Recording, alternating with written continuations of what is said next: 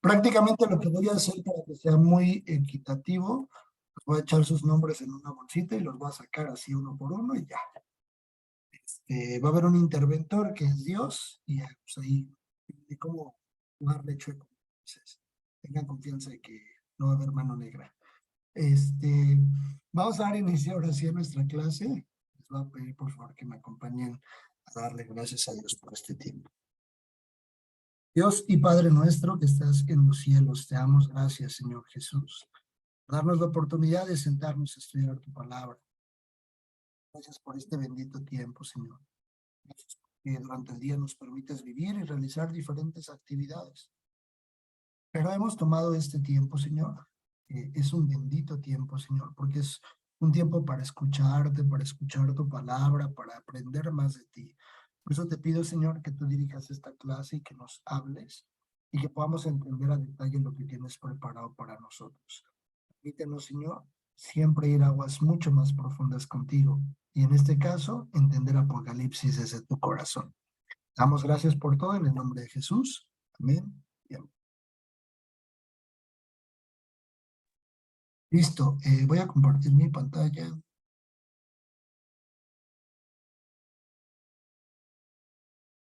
Según yo, ya se ve. Bien, pues hemos venido avanzando uno a uno de los capítulos de Apocalipsis. Nos vamos a saltar solamente un tema. Bueno, no lo vamos a saltar, sino no lo vamos a ver a profundidad, un poco por el tiempo, pero si da tiempo al final, vamos a retomarlo, poderlo bien tener. Pero estamos viendo las partes más fundamentales en este sentido. Entonces, por favor, acompáñenme a Apocalipsis 14, vamos a seguir estudiando. Apocalipsis, como lo hemos ido estudiando hasta ahora, poco a poco, capítulo a capítulo, tema a tema. Capítulo 14 de Apocalipsis.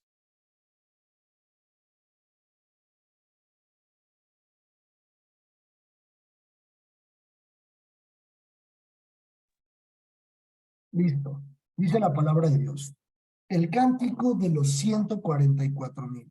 Recuerden que los 144,000 eran aquellos judíos, bueno, no judíos, aquellos israelitas que fueron sellados por Dios para poder hablar y predicar del evangelio de Jesucristo en el tiempo de la tribulación que se vivirá en el Apocalipsis. Y dice aquí, después miré y he aquí el Cordero estaba en pie sobre el monte de Sión. Este monte de Sión básicamente es Jerusalén, es en la tierra prometida. Jesús es el lugar donde pisará. También ahí es donde Jesús llegará. Después lo veremos un poquito ahorita más adelante. Por aquí, justo en este monte de Sión, es donde se hace la referencia de que Jesús se reunirá con estos 144,000. Dice, después miré aquí que el Cordero estaba en pie sobre el monte Sión y con él 144,000 que tenían el nombre de él y el de su padre escrito en la frente. Cuando vemos el de su padre, vemos la relación de todos los israelitas, que les pongo judíos, pero todos los israelitas, la relación del padre. Por eso es que muchos, ya en la actualidad, incluso en el tiempo de Jesús, que sí estaban los judíos ahí, los fariseos, ellos no creían en Jesús. Si bien creían en la promesa y ellos estaban esperando al Mesías que venga como rey, pero en ese momento, por eso leemos el Padre, por la relación de toda la vida que ha tenido el pueblo de Israel con la persona del Padre, con nuestro Dios Padre. Y dice, y oí una voz del cielo como estruendo de muchas aguas y como sonido de un gran trueno, y la voz que oí era como de arpistas que tocaban sus arpas y cantaban un cántico nuevo delante del trono y delante de los 4 seres vivientes y de los ancianos, y nadie podía aprender el cántico, sino aquellos 144,000 que fueron redimidos de entre los de la tierra. Es decir, ellos entrarán en un tiempo de salvación, los 144,000, antes de que Jesús regrese a la tierra, antes de que Jesús pise la tierra por segunda vez. Ellos tendrán este tiempo de redención. Pero algo interesante que siempre va a dejar la Biblia no es como que Dios tenga sus favoritos, No es como que podamos decir, ay, Dios tiene a sus preferidos. No, siempre va a haber personas que marquen el corazón de Dios. Si volvemos a leer la descripción de estos 144,000, eran hombres apartados. Eran hombres que vivían en una santidad así impresionante delante de Dios. No eran cualquier tipo de personas. Gracias a Dios por la redención por medio de nuestro Salvador y entraremos, y ahí es donde recibiremos nosotros ese galardón. Porque a diferencia de los mártires, a los mártires me refiero a aquellos que mueran durante el periodo de la tribulación y que no entraron como iglesia, a diferencia de ellos que solo los vimos con palmas, recuerden que la iglesia sí tiene reconocimiento en las coronas. En las coronas se llamaban, o su interpretación es del griego estéfanos, que hace mención o hace referencia a un reconocimiento. Entonces, siempre va a haber un reconocimiento especial de parte de Dios para quien lo haya hecho bien, pero aún más para quien lo haya hecho extraordinario. Ese es justo el caminar que nosotros tenemos que tener. Dice la Biblia, estos son los que no se contaminaron con mujeres. Y aquí les pongo este párrafo donde dice, esto no quiere decir que un hombre al casarse o tener relaciones esté contaminado, porque Dios instituyó el matrimonio y dio las relaciones sexuales como regalo al hombre y la mujer. Ahí podríamos tergiversar y malinterpretar este texto, porque dice, estos son los hombres que no se contaminaron con mujeres. O sea, el hecho de que no hayan tenido relaciones sexuales no habla particularmente de eso, sino dice, pues son vírgenes.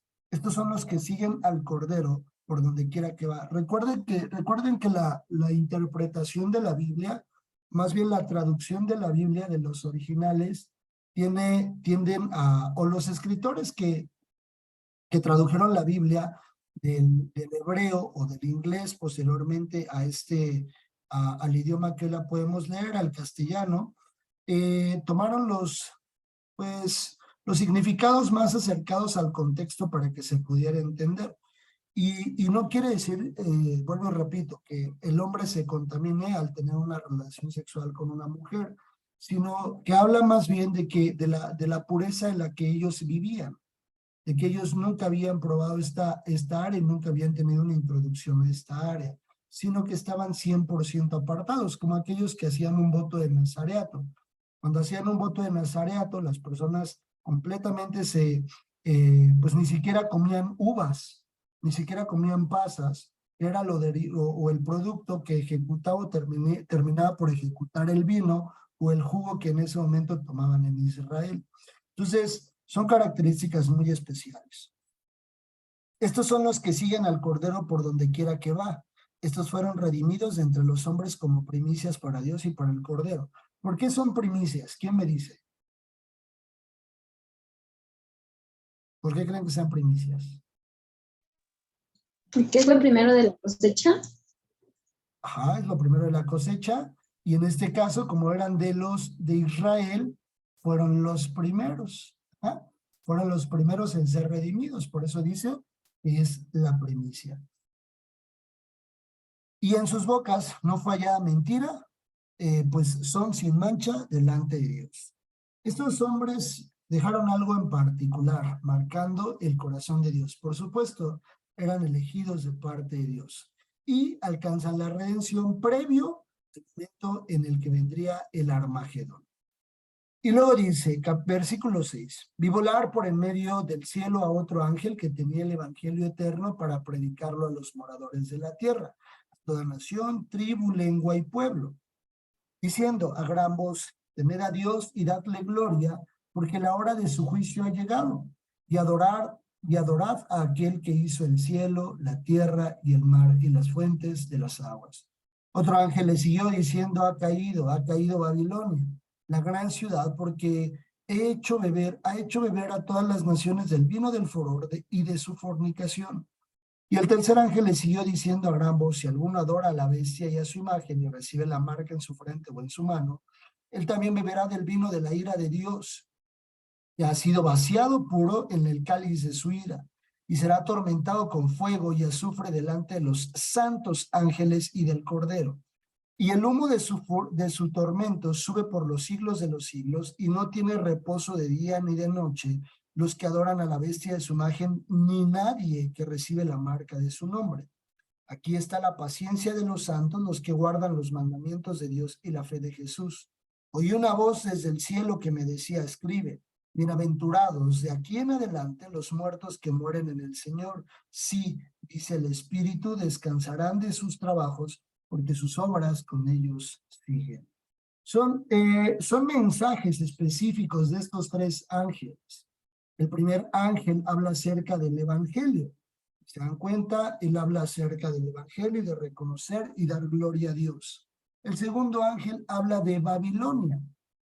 A partir justo del capítulo 18, veremos quién es Babilonia. La realidad es que nos detendremos justo nosotros a verlo, veremos otros puntos y avanzaremos con las presentaciones. Si al final tenemos oportunidad, le regresaremos a ver este punto. Y el tercer ángel, este ángel lleva con sí la advertencia al hombre de no ponerse la marca en su frente o en su mano y adorar a la bestia. Pero también es un mensaje que aplica en estos tiempos, porque dice, bienaventurado de aquí en adelante los muertos que mueren en el Señor. Y vimos Tesalonicenses, y la Biblia dice que es apreciada la muerte de los santos a Dios. Entonces, este mensaje también aplica muy bien para cada uno de nosotros. La tierra es cegada, dice ahí el versículo 14. Miré aquí una nube blanca y sobre la nube uno sentado semejante al Hijo del Hombre, que tenía en la cabeza una corona de oro y en la mano una hoz aguda. Y del templo salió otro ángel, clamando a gran voz al que estaba sentado sobre la nube, mete tu hoz y ciega, porque la hora de cegar ha llegado, pues la mies de la tierra está madura. Y el que estaba sentado sobre la nube metió su hoz en la tierra y la tierra fue cegada. Salió otro ángel del templo que está en el cielo, teniendo también una hoz aguda, y salió del altar otro ángel que tenía poder sobre el fuego, y llamó a gran voz al que tenía la hoz aguda, diciendo, mete tu hoz aguda y vendimia los racimos de la tierra, porque sus uvas están maduras. Y el ángel arrojó su hoz en la tierra, y vendimió la viña de la tierra, y echó las uvas en el gran lagar de la ira de Dios. Y fue pisado el lagar fuera de la ciudad, y del lagar salió sangre hasta los frenos de los caballos, por 1600 estadios. Acá nosotros podemos ver diferentes figuras, ¿no? Sin embargo, habla mucho acerca de la cosecha, de cómo es que vendrá un tiempo de recoger la cosecha, recoger ya en la siega, y dice, acá nosotros vemos a Jesús como el vencedor, teniendo en su mano, en la mano que es la figura de gobierno, que usaba para cegar, es decir, para quitar o recoger y cortar todos los frutos que debían de ser quitados. Pero ya los siguientes ángeles hablan, por ejemplo, dice el 17, el 15, y del templo salió otro ángel clamando a gran voz, al que estaba sentado sobre la nube, mete tu hoz y ciega, porque la hora de cegar ha llegado, pues la mies de la tierra está madura. Perdón, es el 17. Salió otro ángel del templo que está en el cielo, teniendo también una hoz aguda. Y salió del altar otro ángel que tenía poder sobre el fuego, y llamó a gran voz al que tenía la hoz aguda, diciendo, mete tu hoz aguda y vendimia los racimos de la tierra, porque sus uvas están maduras. Estos versículos nos hablan de una separación de Dios. Aquí el versículo 20 nos introduce al periodo del Armagedón, porque ahí de esa forma, voy a repetir el versículo 20. Y fue pisado el lagar fuera de la ciudad, y del lagar salió sangre hasta los frenos de los caballos.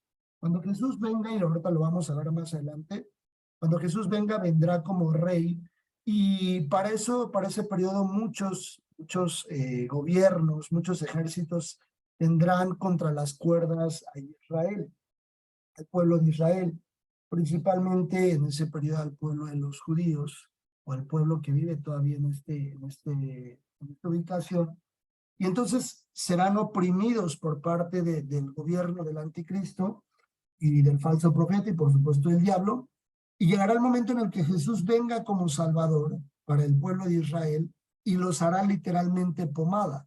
Ahorita lo vamos a ver. Por eso es que dice que oprimirá las uvas, es decir, las que no quedaron, las que no fueron recogidas, las apachurrará, de tal forma que salpicará la sangre. Y veremos un poco cómo será. O sea, será un derramar de sangre en ese momento por todas las personas que serán destruidas.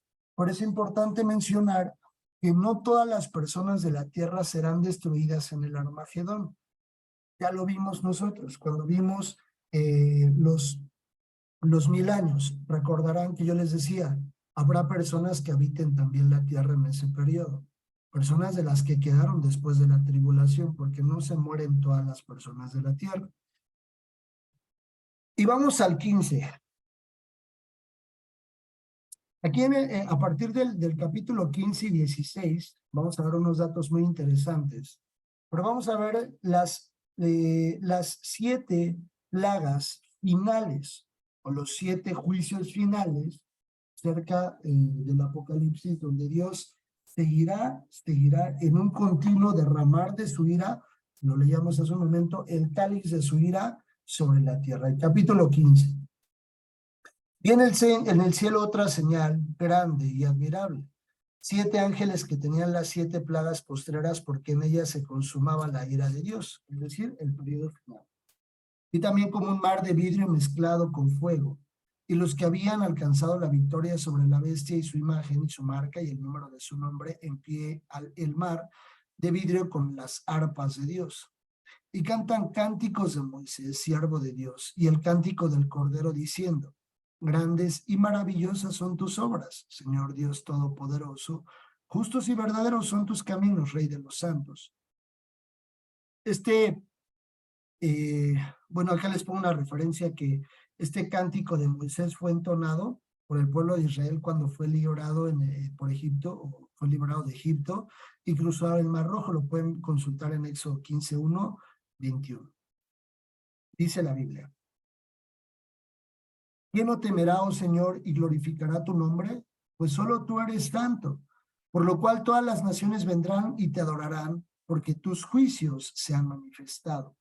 Después de estas cosas miré, y aquí abierto el cielo, el templo del tabernáculo del testimonio. Y del templo salieron 7 ángeles que tenían las 7 plagas, vestidos de lino limpio y resplandeciente, y ceñidos alrededor del pecho con cintos de oro. Y uno de los 4 seres vivientes dio a los 7 ángeles 7 copas de oro, llenas de la ira de Dios, que vive por los siglos de los siglos.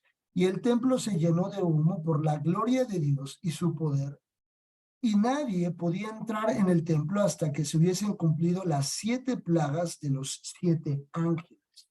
El furor y la ira completamente de Dios para completar el juicio final, bueno, el juicio final sobre la tierra, porque vendrá un juicio eterno, en el periodo de juicios finales. Y sigue diciendo la Biblia, capítulo 16. Oí una gran voz que decía desde el templo a los 7 ángeles: id y derramad sobre la tierra las 7 copas de la ira de Dios. Fue el primero, la primera copa de ira, y derramó su copa sobre la tierra, y vino una úlcera maligna y pestilente sobre los hombres que tenían la marca de la bestia y que adoraban su imagen.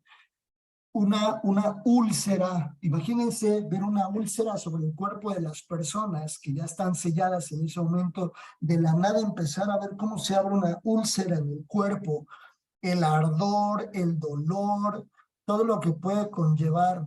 Dice que se dedica ahí a la parte dental. Luego a las personas les pueden salir aftas en la boca, y cómo son molestas, ¿verdad? Entonces, imagínense un tamaño de afta asiento en el cuerpo, el ardor, el dolor, y ya los juicios, ahora sí, directamente hacia las personas o hacia los hombres. El segundo ángel derramó su copa sobre el mar, y este se convirtió en sangre como de muerto, y murió todo ser vivo que había en el mar. Ya se mueren los peces, las ballenas, los charales, los nemos, los peces espada y absolutamente todos los animales. Todo ser vivo todo ser vivo en el mar termina por desaparecer.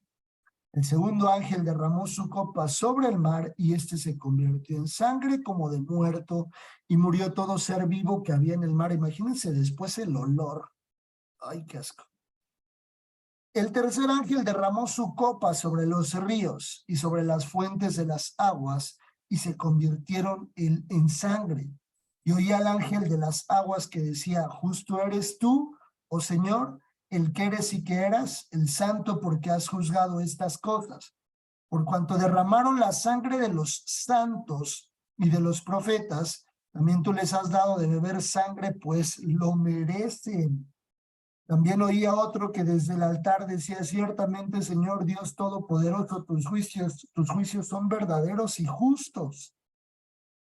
Verdaderamente, yo creo que es algo muy fuerte esto que dice la Biblia, decir, se lo merecían, ¿no? La Biblia lo dice, porque ya para ese periodo pues ya no habrá perdón para estas personas, ya lo vimos en la Biblia, que las personas que se sellaron ya no se encontró su nombre escrito en el libro de la vida.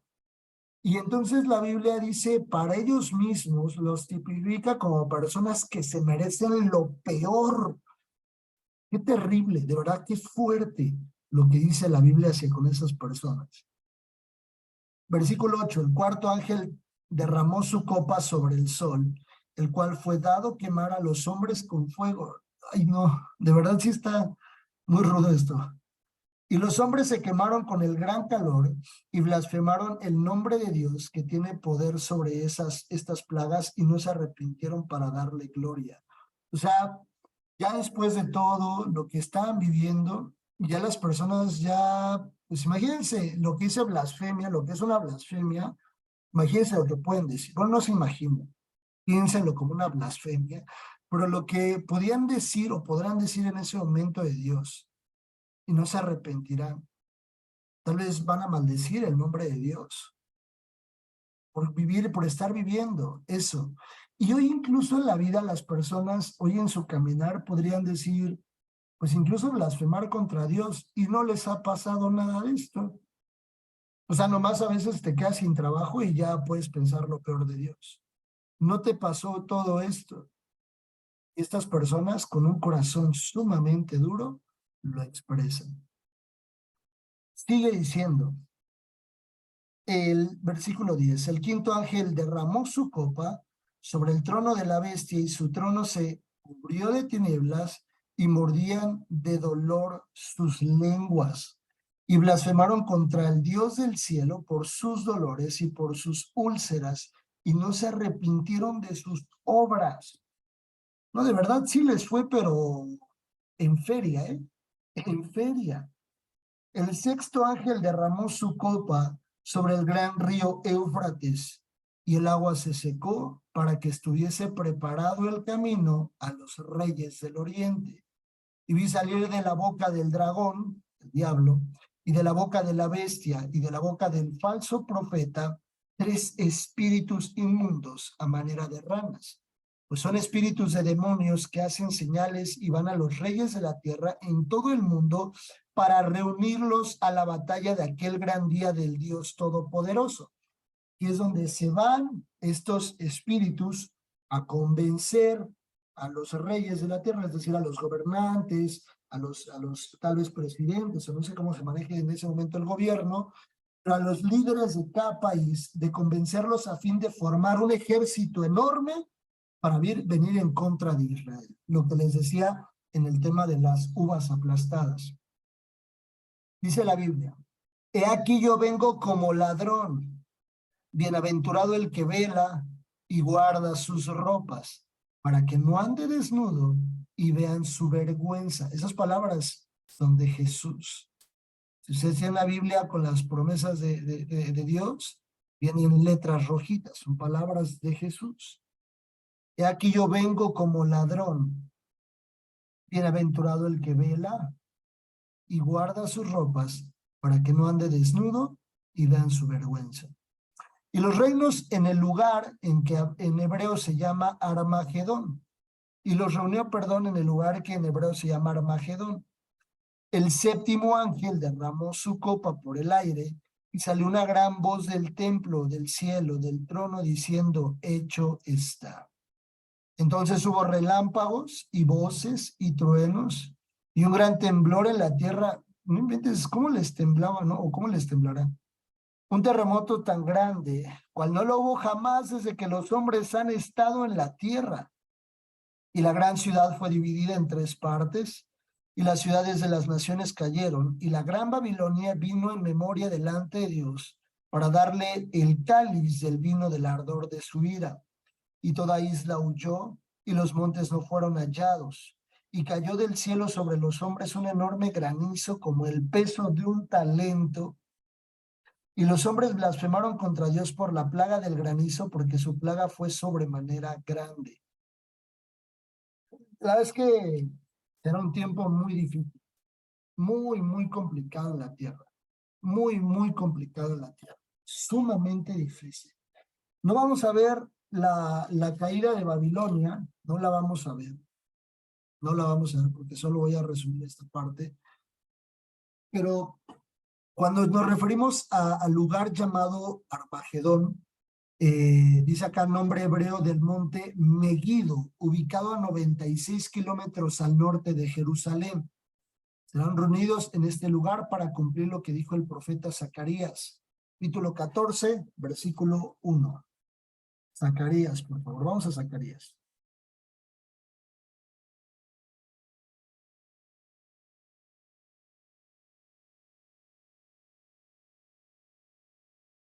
Zacarías, capítulo 14.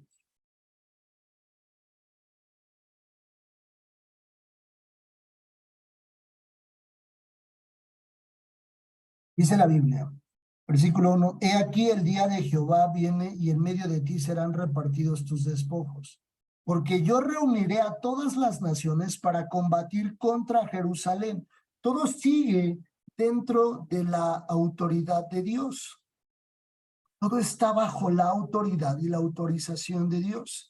Hace poco leía, bueno, mi esposa me contaba acerca de unos versículos que vienen, si no mal recuerdo, en Habacuc o creo que aquí en Zacarías, donde le dicen a Dios, ¿por qué cuando viene el tiempo del cautiverio por medio de Babilonia, y le dice el profeta a Dios, ¿por qué escogiste a Babilonia para llevarse cautivo a Israel?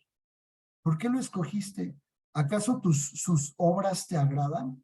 ¿Acaso las obras de Babilonia son buenas de tal forma que tú utilices a Babilonia para llevarse cautivo a Israel? Y Dios le contesta a este profeta y le dice, no es que me agraden sus obras, pero ellos están bajo mi poder. Una cosa es que yo los use a ellos para dar una lección a Israel, y otra cosa es que me agraden sus obras. Yo no los apruebo, ellos son usados por mí. Y así es justamente esto. No es que Dios aprobara las obras de las naciones para venir en contra de Israel, sino que todo está bajo la autoridad de nuestro Dios. Y dice, porque yo reuniré a todas las naciones para combatir contra Israel, y la ciudad será tomada, y serán saqueadas las casas, y violadas las mujeres, y la mitad de la ciudad irá en cautiverio, mas el resto del pueblo no será cortado de la ciudad.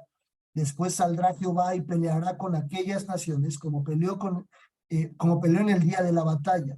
Y se afirmarán sus pies en aquel día sobre el monte de los olivos, les decía, que está enfrente de Jerusalén al oriente, y el monte de los olivos se partirá por en medio hacia el oriente y hacia el occidente, haciendo un valle muy grande, y la mitad del monte se apartará hacia el norte y la otra mitad hacia el sur. Y huiré al valle de los montes, porque el valle de los montes llegará hasta Sal. Huiréis de la manera que huiste por causa del terremoto en los días de Usías, rey de Judá, y vendrá Jehová mi Dios, y con él todos los santos. En Zacarías se escribió que vendría Jesús con la iglesia, con los de las vestiduras blancas, con los 144,000, con los 2 testigos. Se había escrito en Zacarías que Jesús vendría en esa defensa de Israel. Una defensa autorizada, en una batalla, perdón, autorizada primero por Dios para después destruir ahí a todos esos ejércitos. Recuerden que una de las principales reglas de la hermenéutica es que la Biblia se explica con la misma Biblia. Y es exactamente esto, encontrar paralelos en la Biblia donde podemos explicar lo que Dios dejó escrito. Ver que Zacarías, o Dios le reveló a Zacarías, lo que sucedería también en Apocalipsis. Las bodas del Cordero, capítulo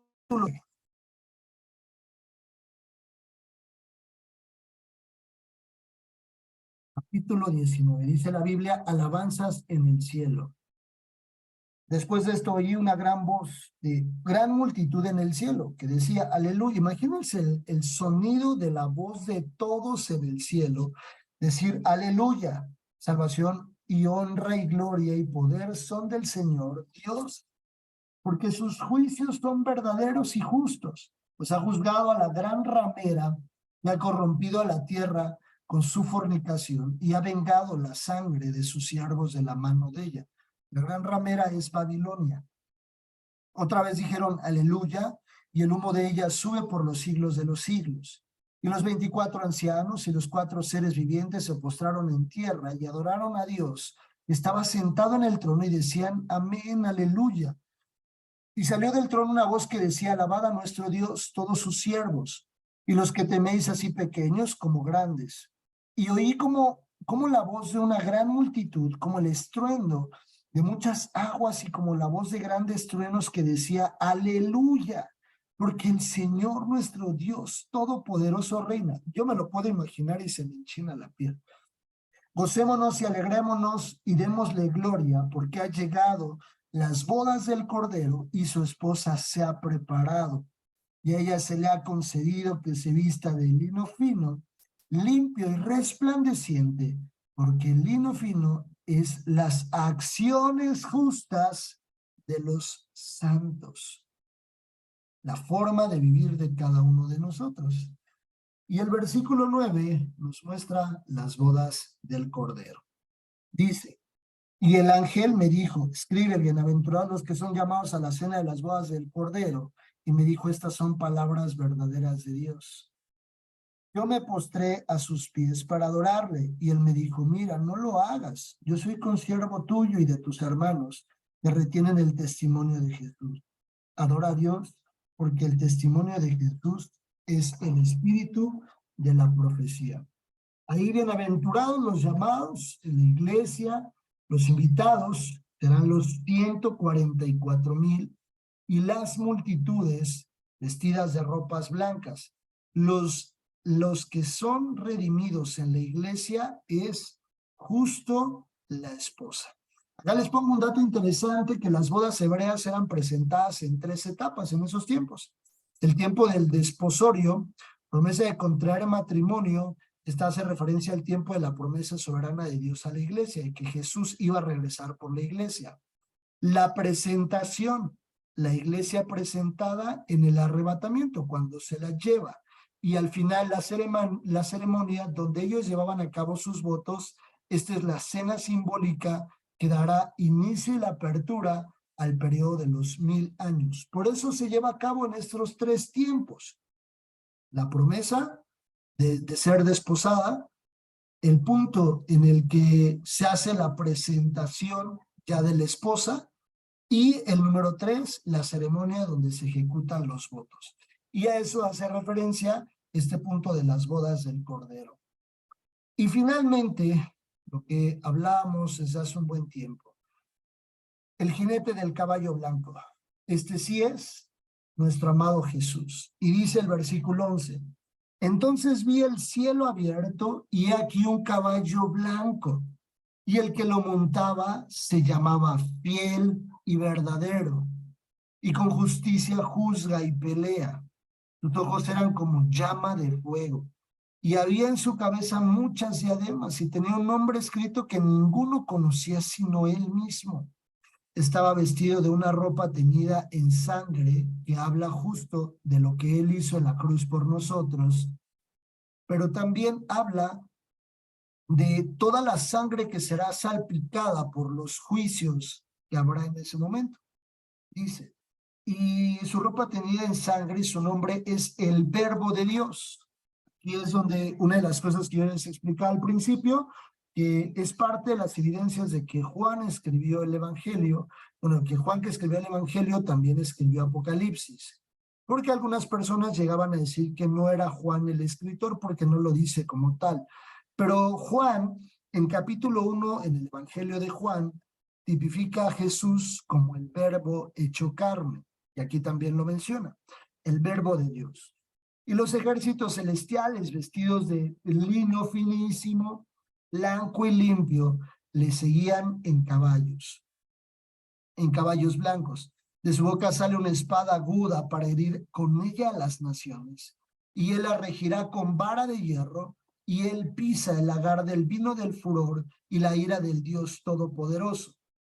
En su vestidura y en su muslo tiene escrito este nombre: Rey de Reyes y Señor de Señores. Y vi a un ángel que estaba en pie en el sol y clamó a gran voz diciendo a todas las aves que vuelan en medio del cielo: venid y congregaos a la gran cena de Dios, para que comáis carne de reyes y de capitanes y carne de fuertes, carnes de caballos y de sus jinetes y carnes de todos, libres y esclavos, pequeños y grandes. Y vi a la bestia y a los reyes de la tierra y sus ejércitos reunidos para guerrear contra el que montaba el caballo y contra su ejército. Y la bestia fue apresada, de un versículo a otro, no hay tiempo. Jesús a lo que vino. Y la bestia fue apresada, y con ella el falso profeta que había hecho delante de ella las señales con las cuales había engañado a los que recibieron la marca de la bestia y habían adorado su imagen. Estos dos fueron lanzados vivos dentro de un lago de fuego que arde con azufre. Y los demás fueron muertos con la espada que salía de su boca, del que montaba el caballo, y todas las aves se saciaron de las carnes de ellos. De un versículo a otro son exterminados, todos. Y Jesús, y Dios se reúne a todas las aves con el objetivo de comer ese buffet que les preparó con carne humana, de reyes, de hombres, de jinetes, de caballos y de todos los que se quisieron sublevar. Y a partir de allí, ahora sí, lo que ya habíamos visto nosotros, el punto en el que, aquí ya se inaugura, recuerden que aquí ya se inaugura el infierno, que en este versículo justamente se apertura el infierno, donde dice, y la bestia fue apresada y con ella el falso profeta que había hecho delante de ellas las señales con las cuales había engañado a los que recibieron la marca de la bestia y habían adorado. Estos dos fueron lanzados vivos dentro de un lago de fuego que arde con azufre. Allí justo se inaugura el infierno y terminamos Apocalipsis, porque enseguida está los 1000 años y después la eternidad. La venida de Cristo está cerca, menciona, y cierra la Biblia con una palabra: amén. Esa es la última palabra escrita en la Biblia, ¿vale? Bien, pues hasta aquí llegamos a Apocalipsis. Hemos estudiado ya todo Apocalipsis con la reserva de Babilonia, que lo retomaremos si regresamos muy rápido después de las presentaciones. Y recuerden que las presentaciones ya inician a partir de la siguiente clase. Si alguien quiere participar de manera inicial, con mucho gusto nos puede mandar un mensajito, los o las consideramos para que inicien a presentar, y de ahí sucesivamente en el orden que yo les comparto. ¿Sale? Ya hasta el día de mañana, nada más para que me manden su mensaje, porfa, porque esta misma semana les publico el orden para que cada uno de ustedes esté preparado, ¿vale? ¿Alguna duda? ¿Todo está ok? ¿Todo bien? Vale. Por favor, acompáñenme a darle gracias a Dios por este tiempo. Te damos gracias, Dios, por tu palabra. Gracias porque todo lo dejaste escrito, Señor. Gracias también, Dios, porque late el corazón cuando podemos ver la oportunidad que hoy tenemos, Señor, de poder cambiar nuestra vida, de caminar en orden, de caminar contigo tomados de la mano y de buscarte con todas nuestras fuerzas, Señor. y de que un día podamos estar junto a ti, de que podamos ver tus ojos, Señor, que podamos ser contados dentro de esa iglesia redimida que tú te llevarás, Señor, y que no viviremos cada uno de estos momentos tan trágicos que podemos leer en Apocalipsis. Por favor, Señor, sella tu palabra en nuestro corazón y permite que el temor reverente que tenemos hacia ti cada vez sea mayor, Dios. Ayúdanos a vivir una vida en santidad y en integridad delante de ti. Te entregamos esta clase pidiéndote que bendigas la vida de cada una de mis hermanas, que las guardes, que las dirijas, que las abraces en todo, Señor, lo que tiene y lo que no tiene precio. Te entregamos este tiempo en el nombre de nuestro Redentor Jesús.